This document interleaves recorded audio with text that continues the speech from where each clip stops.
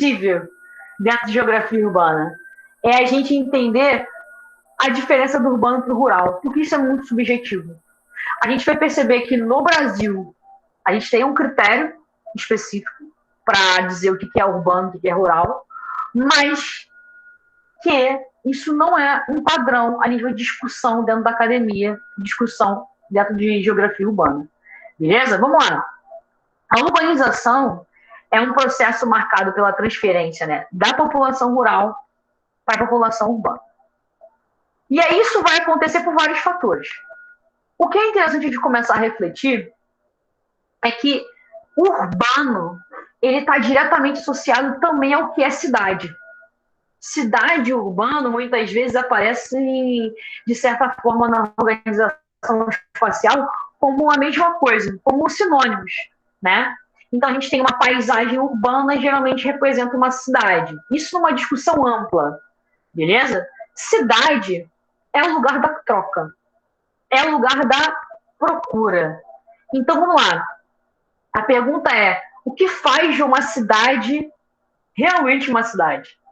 Eu vou falar no Brasil, qual é o critério, mas numa reflexão geral, a cidade, quando ela surge lá em Jericó, Mesopotâmia, Veneza, e na Polis, essa cidade ela era o lugar da troca, ela é o lugar do mercado, ela é o lugar que oferece a centralidade, oferece serviços tanto de forma quantitativa quanto de forma qualitativa, ao ponto que certos indivíduos procurem esse espaço.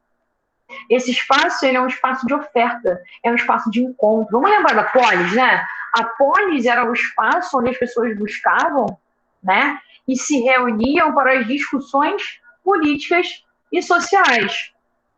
Discussões políticas e sociais. Então, era um espaço do encontro, exercia uma certa centralidade. Mas, fundamentalmente, a cidade ela tinha a função de ser o espaço onde você ia buscar coisas.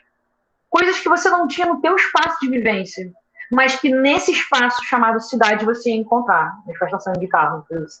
E aí eu vou diferenciar para vocês a aldeia e que é a aldeia.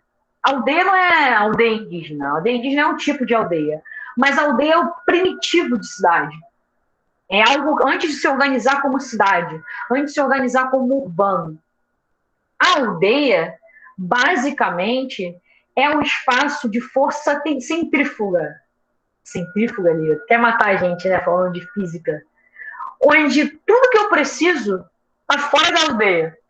Então a Lorena sai para caçar, a Mari sai para buscar fruta, o Brian sai para fazer uma troca de mercadorias com outro espaço. Tudo está ao redor. Tudo está nas faixas ao entorno. Centrífuga. Eu saio de dentro para fora. A cidade não. A cidade aparece como uma força centrípeta. Eu atraio para a cidade como um imã, a cidade que oferta serviços, a cidade do comércio, a cidade que eu sei que eu posso ir lá, porque lá eu consigo fazer uma compra específica. Por que os portugueses saíam da Europa e iam buscar as especiarias na Índia? Porque a Índia exercia uma centralidade, porque ela ofertava serviços ou mercadorias de forma quantitativa e qualitativa que a Europa não tinha. Então ela exercia uma força centrípeta. As cidades são isso.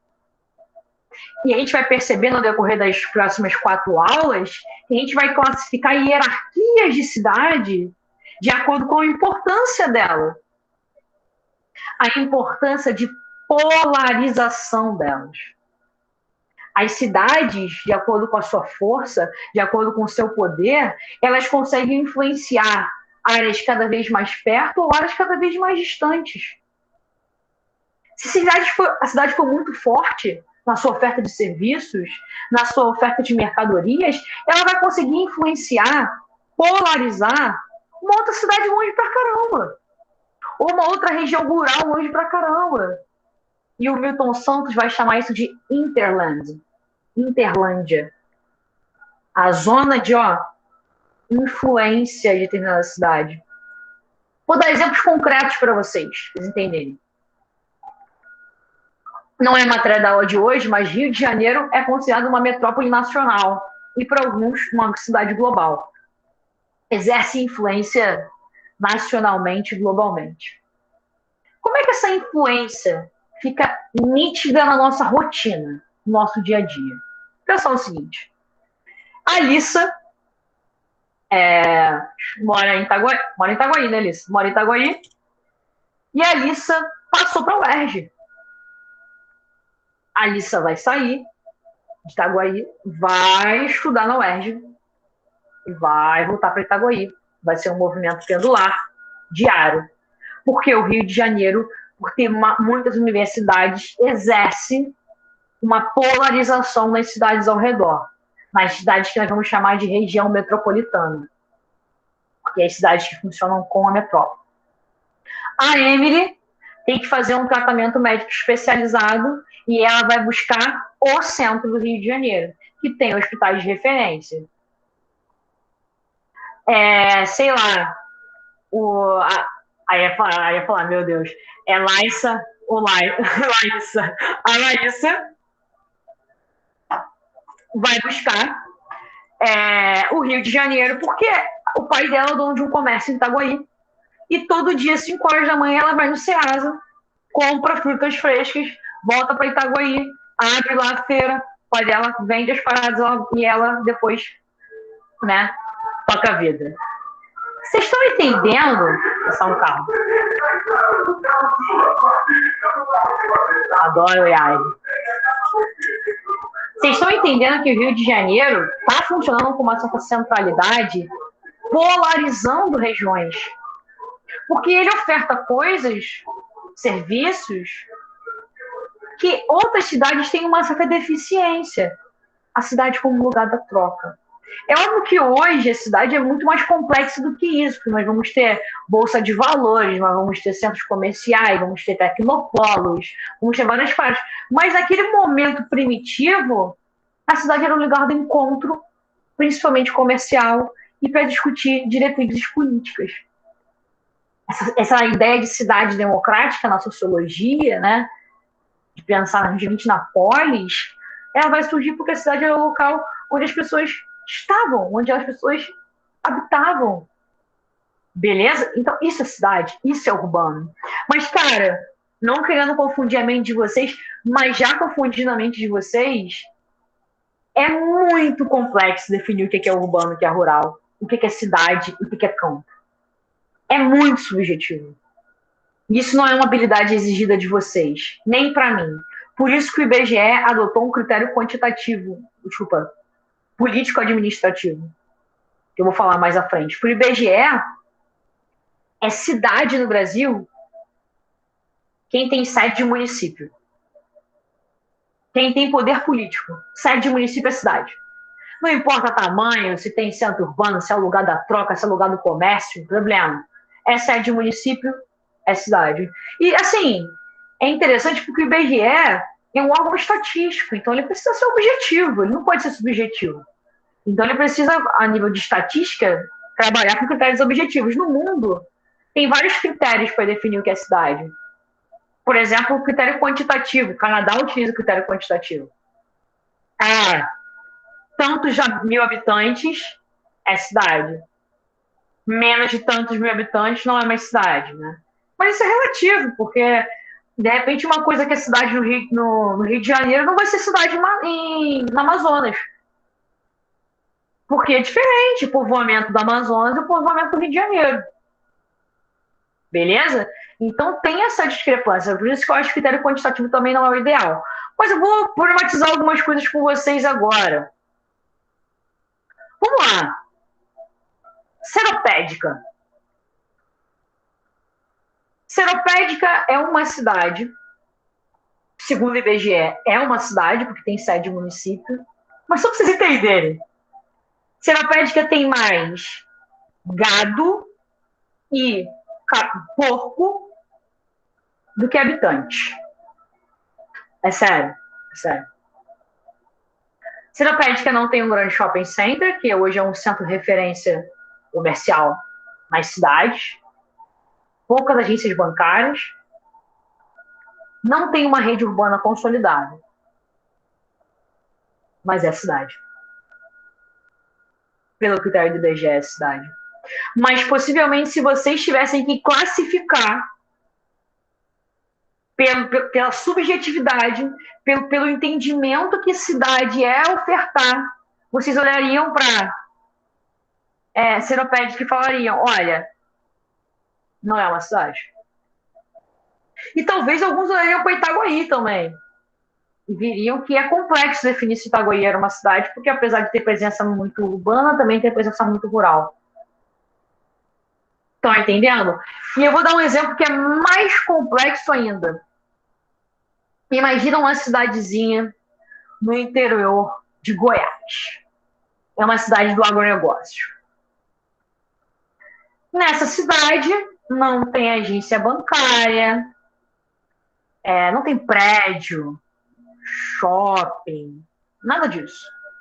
Mas esse espaço não é densamente povoado, tem fazendas imensas, então você olha claramente o campo, é campo, tá louco? É campo.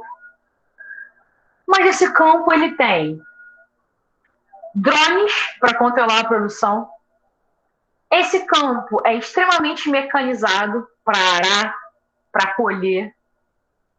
Wi-Fi, né, controla tudo o sistema de internet. Estocagem de semente com alta tecnologia. E aí? É urbano ou é rural? Difícil, né? Por isso que a gente, na geografia, a gente vai falar que esse campo ele sofre com as urbanidades. Assim como quando a Mari faz suas viagens aí, ela vai para o interior com um hotel fazenda. Um hotel fazenda tenta dar uma sensação de campo, de rural, mas tem suas urbanidades, né? Tem suas urbanidades. É completamente integrado à sociedade global e à tecnologia, sabe? Então, é difícil. E aí isso me retoma a mudança da música sertaneja no cenário brasileiro hoje. Por quê? O sertanejo, ele era um sertanejo de falar menino da porteira, né? No dia que eu saí de casa, minha mãe me disse, tal. Aí a galera cantava pela vida no campo e tal. E hoje? Ostentação de bebida, ostentação de carro e chifre. Mano, no campo hoje, galera, a conclusão das músicas, bebe muito, transa com todo mundo é corno naquela parada, e todo mundo tem carro brabo, né? Land Rover, Jeep, sei lá, as contas, Camaro amarelo, os caras, todo mundo tem. E aí você fala, nossa, mas por que a música sertaneja mudou tanto?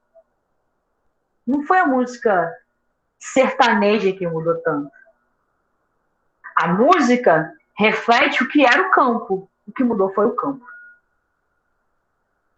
Cada vez mais integrado a um padrão de cidade. Eu vou dar um último exemplo. Barretos.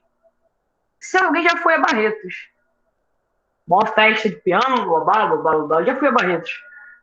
Barretos é uma cidade que tenta passar uma ruralidade, né? Que tenta passar aí uma identificação com o campo, mas fica muito mais notória a urbanidade dela.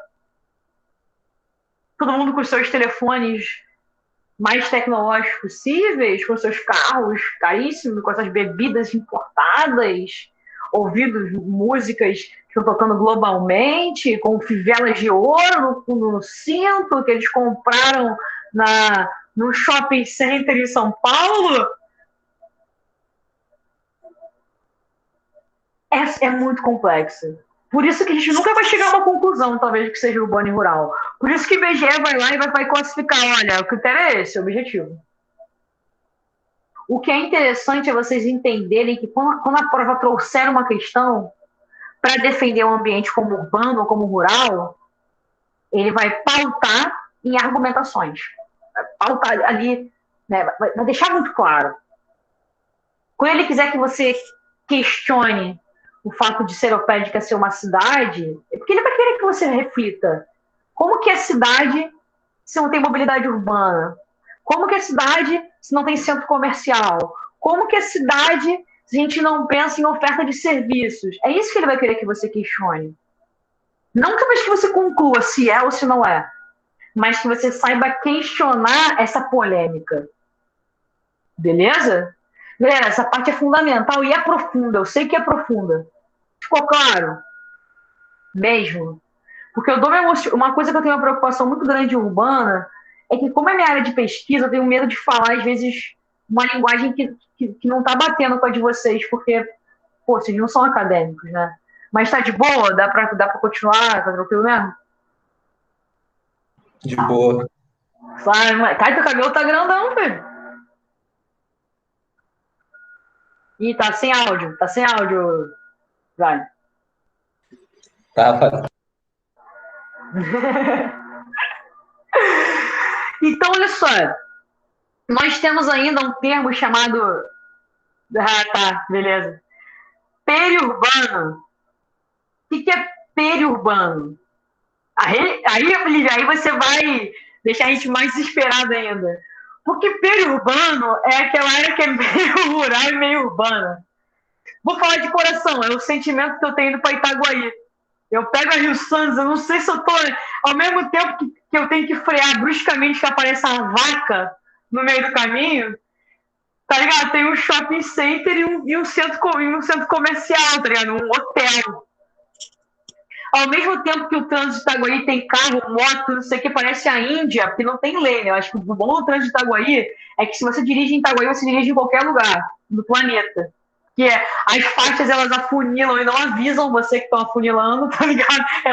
Aí, vou te falar, a primeira vez que eu tinha acabado de tirar a carteira, eu fui passar ali em Itaguaí, antes de chegar no Guanabara, logo depois tem uma ponte, né? E a faixa simplesmente afunila e não avisa.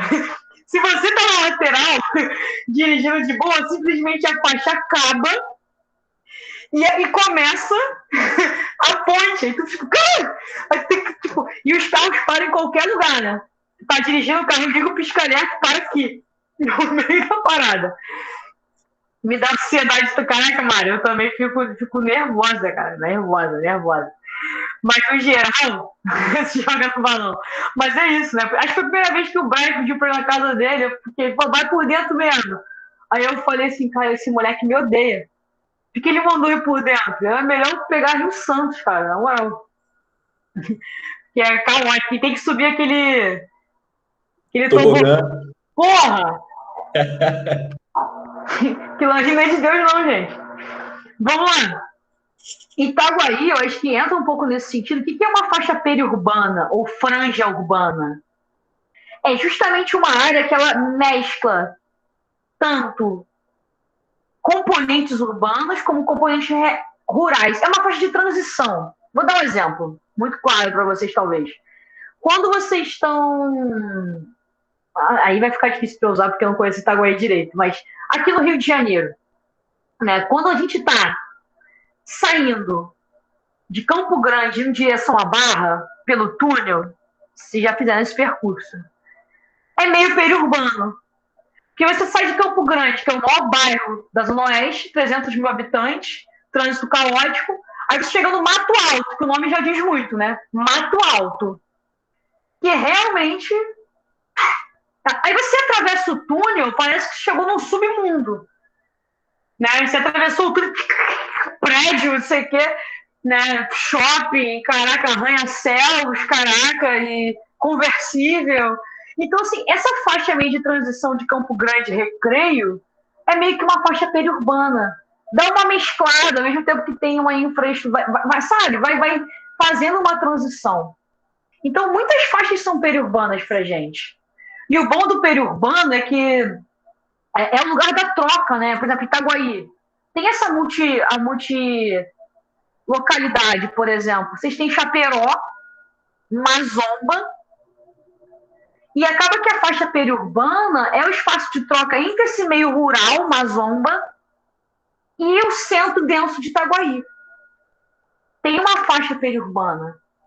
Você consegue perceber quando você está saindo do centro caótico de Itaguaí e caminhando por uma faixa um pouco mais rural, com a presença de terrenos maiores, presença de áreas mais verdes, um trânsito menos denso, né? Você vai percebendo essa transição. Isso é a faixa periurbana, isso é a franja urbana. Beleza? Lá na Chapada dos Veadeiros, é bem legal, porque quando você está saindo justamente das grandes cidades e indo para a cidade da Chapada, você vê isso. Está saindo das grandes cidades, aí começa a ter um comércio menos denso, começa a ter menos trânsito, mais árvores, vai ficando mais espaçado, menos sinalização de trânsito, até você chegar no lugar onde é a entrada das Chapada dos Veadeiros, faixa periurbana. Beleza? Essa é um outro conceito importante. E aí, a definição do IBGE é esse que eu falei para vocês. É sede de município. Então, cuidado, que isso já caiu na UERJ 500 mil vezes. A UERJ, todo ano, que resolve jogar uma coisinha aqui, a galera acaba errando. Né? É político-administrativo. A questão pode deixar você a entender uma outra coisa. Para o IBGE é político-administrativo. Para a gente estar aqui brisando, discutindo o que é urbano e rural, beleza. Mas para o IBGE é político-administrativo. Beleza? Vamos começar a falar de Rio de Janeiro, cidade, segunda cidade mais linda, só perde para Niterói. Caralho, você falar isso, a galera vai dar um tiro na cabeça.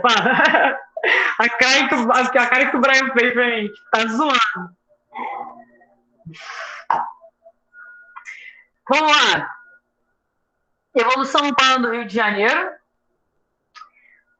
Botar esse mapinha para vocês aí. E só para... Não sei se vocês conhecem o centro do Rio bem, assim.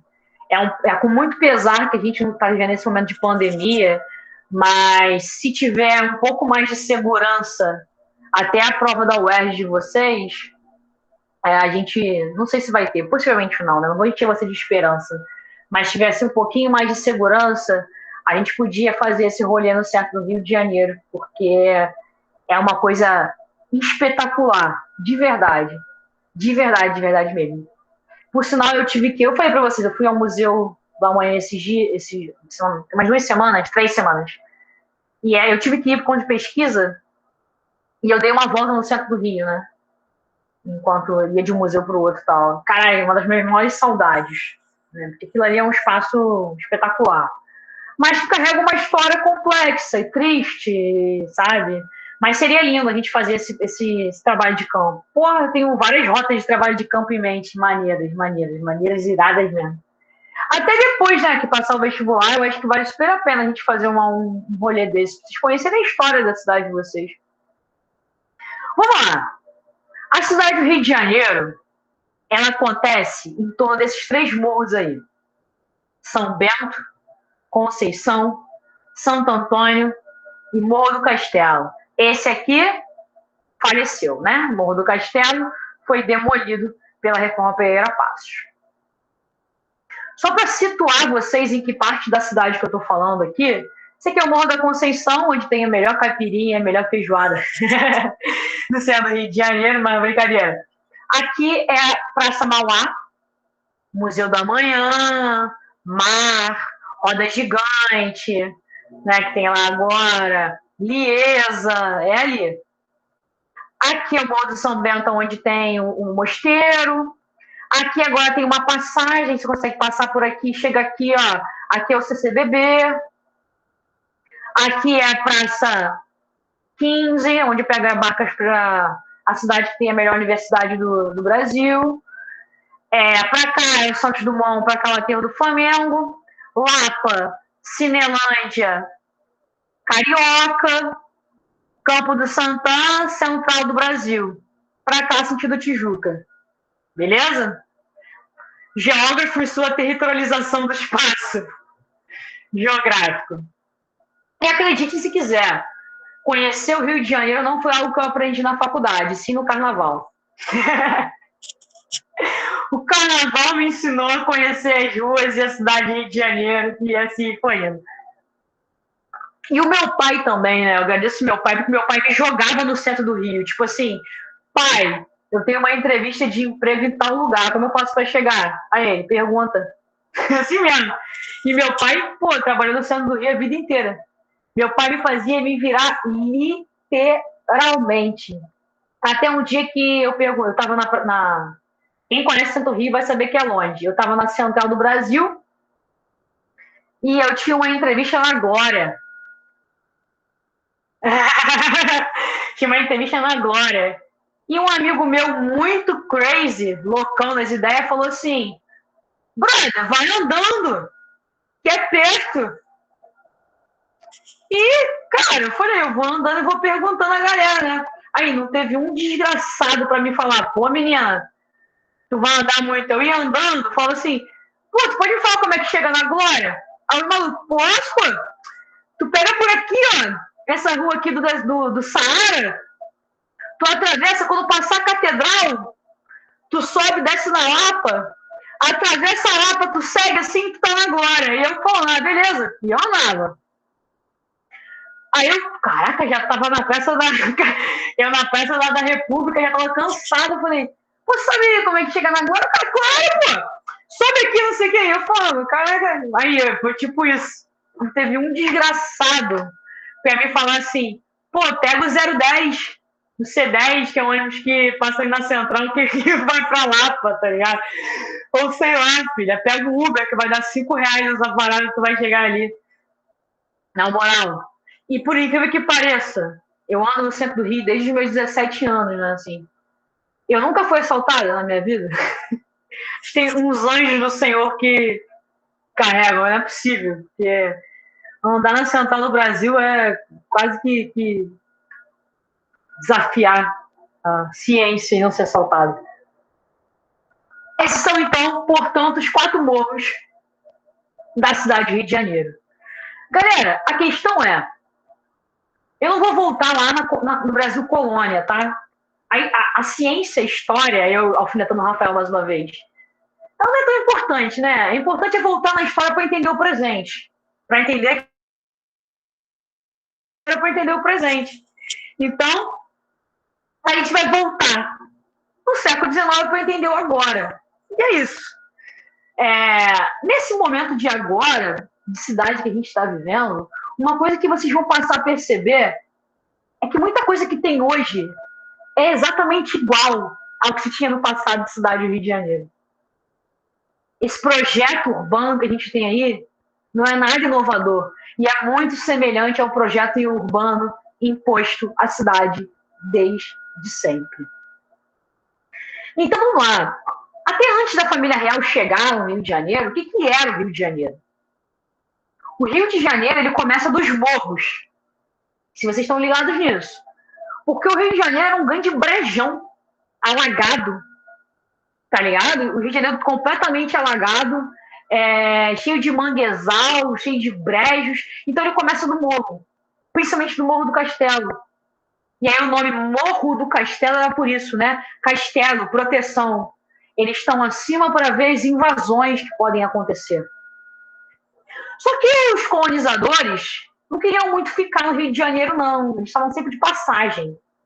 Só que o fato de o Rio de Janeiro estar em constante ameaça de invasão, holandeses, os franceses que chegaram a invadir, associaram até os índios tupinambás,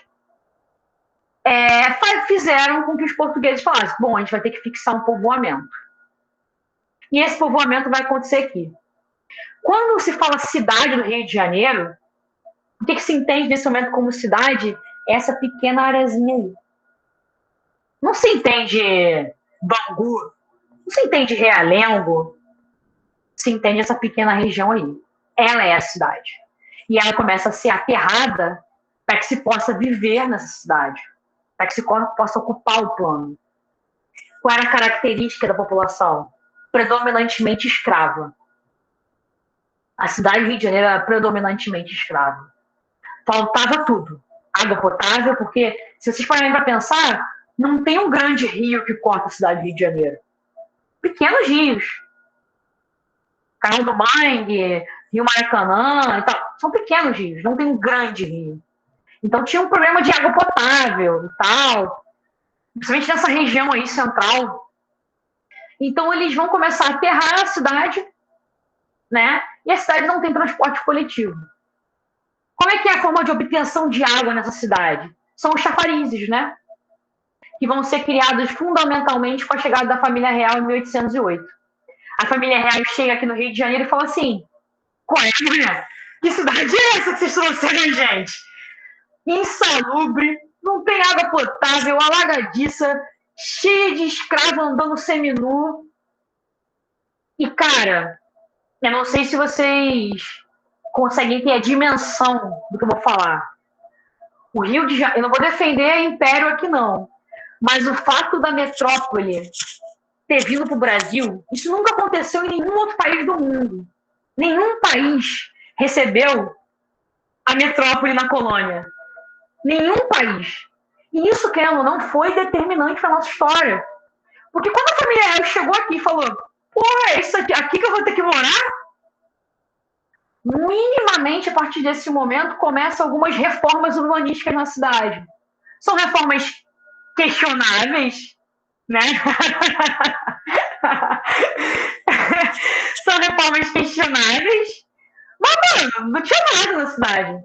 E aí a família real, pô, traz os primeiros hospitais, traz a biblioteca real, traz espécies, né? Tem a biblioteca de plantas, que vai ser um laboratório, né, de jardim botânico, vai criar, né, centros de pesquisa, vai criar água, lugar para obter água, que vão ser os chafarizes.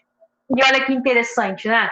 O chafariz era o lugar do encontro, porque as pessoas tinham que ir aos chafarizes para poder buscar água potável e levar. Os escravos botavam na cabeça e iam levando. Isso me lembra alguns sambas antigos, né? A favela, vou falar disso mais à frente, vou falar da favela nas próximas aulas, mas quando o morador da favela descia para buscar água na cabeça e levava para cima do morro, né? Lata d'água na cabeça, lá vai Maria. Exatamente isso, né? É a Maria que descia com a lata d'água na cabeça para buscar nos chafarizes. Por exemplo, não sei se vocês sabem, o Arco da Lapa é um arqueduto, né? Para levar as águas ali de Santa Teresa até um chafariz imenso que tinha no Largo da Carioca, que era um local onde as pessoas iam buscar água. Quando a família real chegou, uma coisa que eles proibiram foi o banho nos chafarizes, porque isso era muito comum. Imagina, uma cidade quente como Rio de Janeiro, sem acesso à água potável, onde os escravos trabalhavam o dia inteiro. Então era um espaço onde as pessoas tomavam banho, e isso acabou sendo proibido. E mais uma segunda coisa, a família real chega onde na cidade? Na Praça 15, onde pega as barcas para Niterói, Cocotá e tal. Ela chega ali. Tanto que é ali que tem o Paço Imperial, né? Que é o lugar onde eles dão festas e tal, que está até hoje, que é um museu bem mais ou menos, né? Podia ser muito melhor, mas é um museuzinho bem mais ou menos, bem mais ou menos. Eles chegam ali. E aí, ali também chegam os escravos. E, pô, não pode, né? Como que vai ser o porto da família real, o porto de escravos? Então, eles transferem o porto de escravos da cidade de Rio de Janeiro lá para perto da Praça Mauá, para uma região histórica conhecida como Pequena África, que é um dos melhores rolês da cidade do Rio de Janeiro. Um dia, mesmo que a gente não tenha mais meus alunos, se vocês quiserem fazer esse rolê comigo, vai ser uma honra ir com vocês na Pedra do Sal, nessa região do Cais, no Museu dos Pretos Novos, e no Morro da Providência, entre outros lugares ali, que é um roteiro turístico não falado na cidade, né? Não é falado, a gente vai entender como que não é e por que não é falado. É isso, se vocês quiserem marcar, a gente pode fazer um rolê desse, vocês vão se amarrar. É um rolê não turístico. Não é Museu da Manhã, não, é um rolê, e cara, é incrível.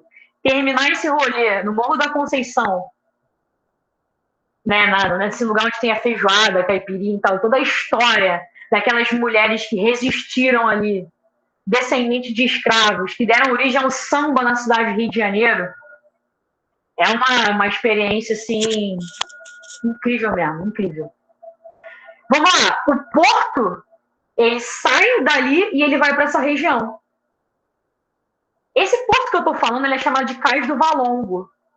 E se vocês lembram que porto é esse? Só para vocês terem uma noção. Vou explicar a história. 2009, obras acontecendo para a Copa do Mundo e Olimpíadas, galera perfurando, pum, acharam umas pedras estranhas, começaram a cavar, acharam um porto de escravos que foi soterrado durante a Reforma Pereira Passos. E é isso que a gente faz no Brasil, a gente apaga a história mesmo, ainda mais a história daqueles que a gente não quer contar, né? E aí vira um patrimônio histórico, que é o Cais do Valongo, que é meio abandonado, né, infelizmente, mas está lá, que também é chamado de Cais da Imperatriz, porque foi onde a Imperatriz veio de Bourbon, esqueci o nome dela, chega na cidade, né? E aí ela chega por ali também. Então esse porto é um porto de escravos, que vai fazer uma rota dali, ó, pegando o sentido central do Brasil, região da Pequena África. Então vocês estão percebendo que a gente está moldando uma cidade que é uma cidade para a família real, que é uma cidade para a nobreza, que é uma cidade para a elite, e que a gente acaba marginalizando aqueles que não têm o direito de habitar essa cidade.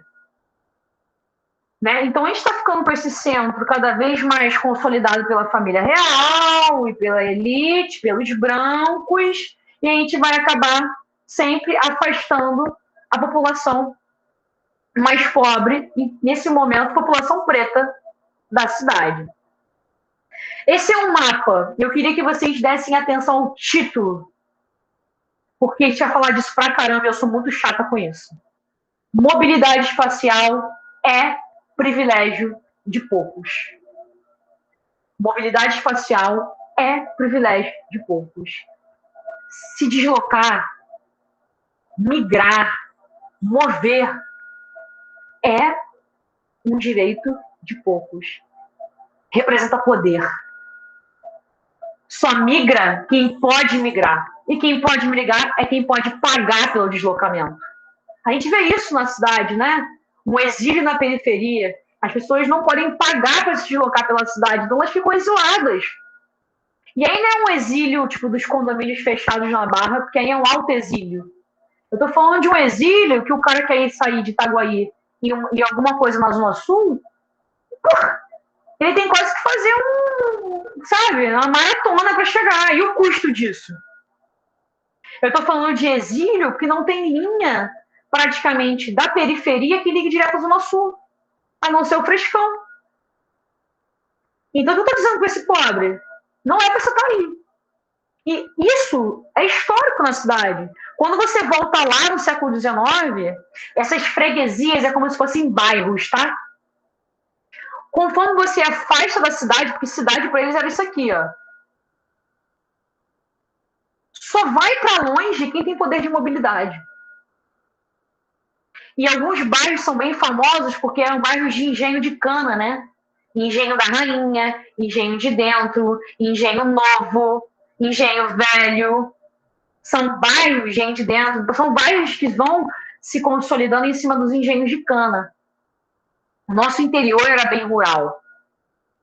Mas, a partir de 1838, quando a gente começa a consolidar o transporte público na cidade, vai ficar muito claro quem pode e quem não pode se deslocar na cidade do Rio de Janeiro.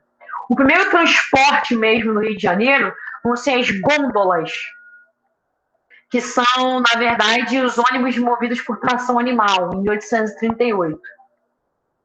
Só uma curiosidade, a família real, ela ganha lá o palácio lá em São Cristóvão, né? E sabe como é que a família real ia do centro do Rio para São Cristóvão? De barco, de tão alagado que era aquilo ali. Quem conhece o centro do Rio, Cidade Nova e tal, aquilo ali era chamado de Saco do São Diogo. Era alagado. Por isso que ali próximo é o Canal do Mangue, né? Porque ali é um mangue, pô. Ali é onde engarrafa aquele inferno, né? Ali, pô, horrível. Ali é o canal do mangue, então tudo é tudo manguezal. A família real tinha que fazer esse trânsito de barco. Então, que aí é tudo aterro. Dá para entender porque essa cidade alaga pra cacete, né? Um dos fatores. E o primeiro transporte mesmo consolidado vai ser as gôndolas. Depois, em 1854, já começa a ter mais iluminação, paralelepípedo, começam a organizar um pouco a cidade. Em 62, né, já tem um serviço de barcas, não, é isso mesmo, de barcas para Niterói. Tem tratamento de esgoto, começa a ter água potável encanada, começa a ter algumas obras de infraestrutura interessantes. Mas mais do que isso, acontecem 2 sistemas de transporte aí que eu queria que vocês refletissem junto comigo. Em 1858, é inaugurada a linha de trem Dom Pedro II, que é essa que vocês conhecem aí, Central do Brasil. Em 1862, inaugura o bonde puxados a burro. Alguém consegue pensar qual a diferença social entre os dois? Se você pensar hoje, você entende lá atrás. Qual é a diferença social entre a linha de trem Dom Pedro II e as linhas de bonde?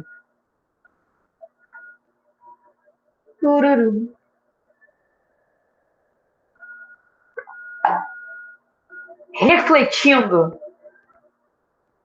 hoje, vou fazer uma pergunta que talvez fique mais claro. Para quem é o trem hoje na cidade do Rio de Janeiro? Quem usa o trem? Pobre, né? O VLT é um transporte em massa para pobre? É um transporte turístico. Quando eu falo para vocês que os modelos se reproduzem, eu não estou falando brincando. Nesse momento, eles criam o trem para contribuir para o processo de periferização dos pobres para a periferia. Mesmo que seja periferia próxima, Bom Sucesso, tá ligado? A própria Tijuca vai ser uma periferia no momento, mas nesse primeiro momento, Bom Sucesso, aí vai em Irajá, né? Aí mais distante, Bangu, Realengo, essa galera vai para lá.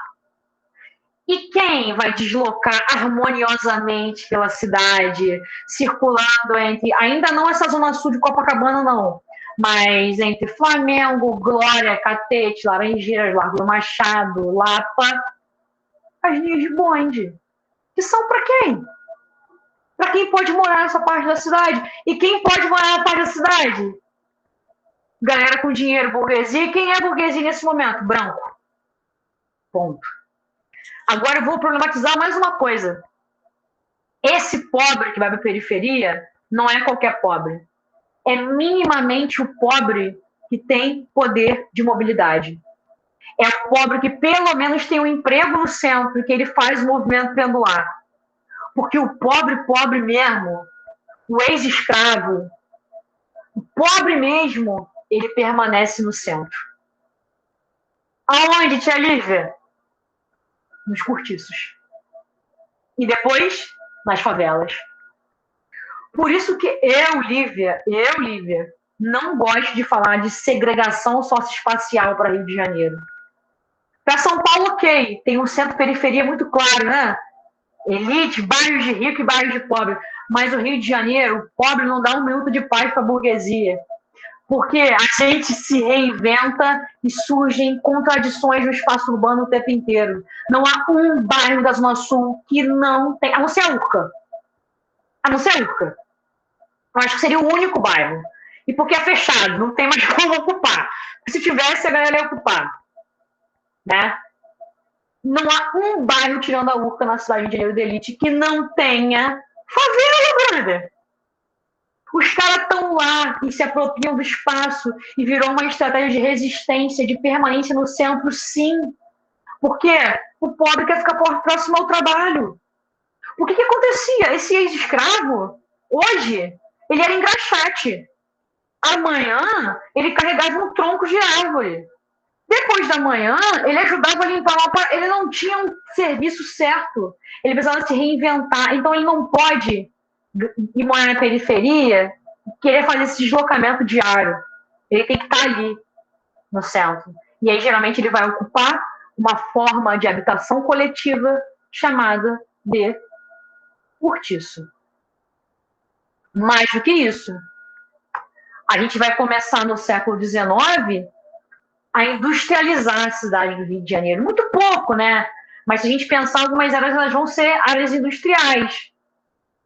Só que a nossa economia era muito dependente do setor agrário. A gente não tinha formas de produção de energia eficiente. A gente tinha pouca mão de obra qualificada. Eu estou falando, galera, que cerca de 80% da população nesse momento era analfabeta. Analfabeta, no século XIX. A gente tinha um Brasil cheio de produtos estrangeiros. Não tinha uma indústria brasileira para isso. A gente tinha constantes epidemias. Febre amarela, varíola, beleza? Então, assim, a gente faltava uma infraestrutura para poder consolidar a industrialização. Então, a industrialização era um problema. Os trabalhos eram trabalhos muito manuais na cidade. Aí, ó, esse aí é a capa de uma revista chamada Revista Ilustrada. É uma capa falando sobre o Carnaval de 1876. Passa na foice, né? Febre amarela passa na foice na população. Esse era o contexto da cidade. Era uma cidade com muitas pandemias, com muitas doenças, uma cidade insalubre, mas não diferente de hoje. Não diferente de hoje, quem morria era o pobre. Quem morria era o pobre. Porque era o pobre que não conseguia ir ao hospital, que era o pobre que não tinha dinheiro para comprar remédio, que era o pobre que falava que tinha que viver em habitações coletivas de insalubridade. Então era essa galera que morria. A história se repete. Né? Então, assim, a gente vai entender, eu sempre falo isso, cara, sempre falo isso, porque entender a história, isso me lembra muito sempre a música da Elis Regina, né? Que a gente vai falar, ainda somos os mesmos e vivemos como os nossos pais. Isso é tão claro, né? Em tantos aspectos da nossa vida, e pensando no Rio de Janeiro também. Isso é muito claro. Esses eram os cortiços, habitações coletivas, e o cortiço geralmente ele tinha um dono, tá? Era um cara que era dono e que as pessoas pagavam aluguéis pequenos, mas pagavam aluguéis, tinham banheiros coletivos e tudo mais, e moravam nesses espaços, né? E realmente, num contexto de cidade insalubre, eram espaços onde se propagava doenças. E isso aí é uma revista de 1893, essa imagem caiu na UERJ, e um ano foi engraçado, porque o primeiro ano que eu dei essa aula, caiu exatamente essa imagem na UERJ. Tipo, não foi de propósito, eu peguei uma imagem de um livro que eu tenho aqui, que quem se interessar por geografia urbana do Rio de Janeiro, esse livro é referência, chamado Evolução Urbana do Rio de Janeiro. Não há nenhum outro livro melhor para falar disso, que é do Maurício de Abreu. É um livro espetacular, é o melhor livro, é espetacular. E eu lembro que eu mostrei essa foto para os alunos assim, tá ligado? E essa foto caiu e tal. E o que ela quer dizer? O maior cortiço do Rio de Janeiro, ele tinha um nome. Era chamado Cabeça de Porco. Por isso o termo hoje, cabeça de porco, para tudo que... Pô, o cara fez uma obra ali, parece uma cabeça de porco. Pô, tudo que é mal estruturado, que é ruim, a galera acaba falando cabeça de porco. Era por conta desse cortiço. Esse cortiço ele foi demolido. E nem foi na Reforma Pereira Passos, não. Foi no século XIX. Por um prefeito chamado Barata Ribeiro. Por isso uma barata em cima da cabeça de porco, né? É meia hora do passado, né? Os caras são geniais. Meia hora do século XIX. E aí, ele é isso, né? O cabeça de porco cai e, graças ao prefeito Barata Ribeiro, por que ele derruba os cortiços? Eu quero que vocês entendam uma coisa nessa última reflexão. O cortiço, ele representa tudo que se quer negar na cidade.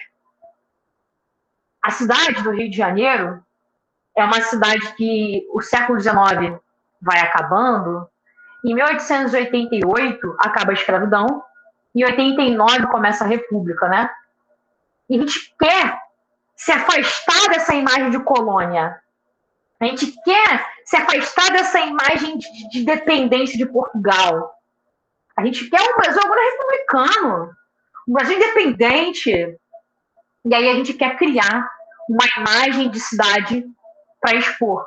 Uma imagem de cidade urbanizada, industrializada, algo muito parecido com hoje, né, com a Copa do Mundo e a Olimpíada, quando a gente bota tapumes para tampar as favelas na linha vermelha, quando a gente remove favelas em torno do Maracanã, quando a gente remove favelas na Barra, a história se repete. Nesse momento, o que o Rio de Janeiro queria? Mostrar que era uma cidade republicana, para frente. E para isso, não pode ter história de escravo, né? Para isso não pode ter preto, para isso não pode ter pobre, para isso não pode ter tudo que veio com esse preto, com esse pobre, não pode ter urbano, não pode ter candomblé, não pode ter os malandros, não pode ter capoeira, não pode ter jongo, não pode ter samba. Porque o samba surge na cidade do Rio de Janeiro como uma prática de resistência na pequena África, que as pessoas começam a relatar as perseguições sofridas. E a vida começa a sofrer na cidade do Rio de Janeiro. E eles começam a relatar através do samba, que era como se fosse um machiste naquele momento, né? E aonde que esses sambas tinham que acontecer? No fundo de quintal. Porque eles já eram proibidos. Então eles aconteciam nos fundos de quintais. Por isso o nome hoje, né, de fundo de quintal e tudo mais. E geralmente na casa de uma baiana. Né? Por exemplo, o quintal da Tia Seata, que ficou muito famoso na história. Que era no quintal dela que acontecia as rodas de samba. Então isso não quer de cidade. Eu quero uma cidade literalmente para inglês ver. Que a Inglaterra proibiu aí a escravidão pra gente praticamente, né? E a cidade tem que ser republicana. E aí, galera, o cortiço passa a ser o alvo de tudo que você não quer de cidade. Tudo que você quer negar. Tudo que você quer esconder. Por isso, o processo de demolição dos cortiços começa a acontecer. Né? É uma tentativa, é um discurso de salubridade, de sei que, mas é uma tentativa de atrelar a imagem do Brasil a uma imagem de cidade desenvolvida. Beleza? A questão é, já estava se ocupando um morrinho ali próximo, chamado Morro da Favela. Ele já estava começando a ser ocupado, paralelo a esse processo de remoção. No dia em que eles vão demolir o Cabeça de Porco, eles falam assim: vocês têm autorização de pegar as madeiras dos seus barracos e levar para onde vocês quiserem. Só para quem não sabe onde é o Cabeça de Porco, seria mais ou menos hoje na Central do Brasil, ali por trás da Central do Brasil. Próximo onde tem um túnel feio pra caraca que tem ali, onde tem tipo um camelódromo, onde está agora a estação do VLT. Ali seria o Cabeça de Porco. Eles autorizaram as pessoas a pegarem os seus destroços. O que elas fizeram? Saíram dali e subiram aquele morro que está ali atrás, que é o Morro da Providência. Primeira favela do Brasil. Providência de Deus que entregaram esse morro pra gente. Mas que no primeiro momento vai ser chamado de Morro da Favela. Porque também vai receber um quantitativo muito grande de soldados de Canudos que quando chegaram no Brasil não receberam seu soldo. E aí não tinham dinheiro e vão ter que subir um morro. Chegando lá, eles olharam e falaram assim: ih, caraca, essa vegetação aqui, esse morro aqui parece até o Morro da Favela. Lá do Antônio Conselheiro de Canudos, Morro da Favela é uma vegetação da Caatinga. E aí acaba virando favela esse morro por conta da semelhança. Então esse morro ele vai sendo ocupado. Aqui, aquele prédio da Central do Brasil, ó, aqui, igualzinho até hoje. Igualzinho. Palácio Duque de Caxias, que tem ali, e o prédio Central do Brasil. E aqui, os morros da favela, o Morro da Favela sendo consolidado. E aí parece que é uma transferência, né? Se antes o ódio era ao cortiço, agora o ódio é a favela. Eu vou além. Se antes o ódio era o quilombo, agora o ódio passou a ser o cortiço, depois passou a ser a favela. Porque a favela é um novo quilombo nesse momento. Tem até um livro chamado Do Quilombo à Favela, do Adelino Campos. Bom livro brasileiro. E aí surge a primeira favela na cidade de Rio de Janeiro. Mais uma vez, a polícia vai agir com essa favela de forma bárbara, de forma extremista, porque essa favela representa tudo que não se quer de cidade. E por que as pessoas estão ali, morando em situações insalubres? Só porque elas querem implicar. Caraca, meu Deus, essa galera, né? Parece que tá ali só para provocar. Né? Eu já escutei isso, tá? É só uma questão de confronto à ordem. É também uma questão de confronto à ordem. Porque quem estabelece a ordem, né, são as elites, mas a necessidade está próximo do trabalho. Vai morar onde? E é nesse momento que o Estado falha em habitação para pobre no centro. A gente criou um tabu no Brasil que pobre não pode morar no centro. A gente fez as obras urbanas aí, que tem suas vantagens e tal, mas no projeto urbano não teve um projeto habitacional no centro. Tá ligado? Porque é muito claro, a lógica da cidade não é para vocês morarem, tá ligado? É uma cidade para, enfim. Eu tenho que encerrar porque a gente vai entrar em outro assunto, senão não vai dar tempo, que é com a Pereira Passos. Eu trouxe alguns jornais para vocês do século XIX, do século XX, algumas imagens legais, Morro do Castelo, algumas reportagens de favela e tal. Eu falei que a gente ia fazer uma experiência de imersão a gente ia transcender. Então a gente vai falar muita coisa nesse sentido ainda de favela aí, de Rio de Janeiro e de outras coisas. Galera, muito complexo, tranquilo, de boa. Já faziam ideia de uma parte dessa história, não fazia ideia. Vou até encerrar a gravação aqui.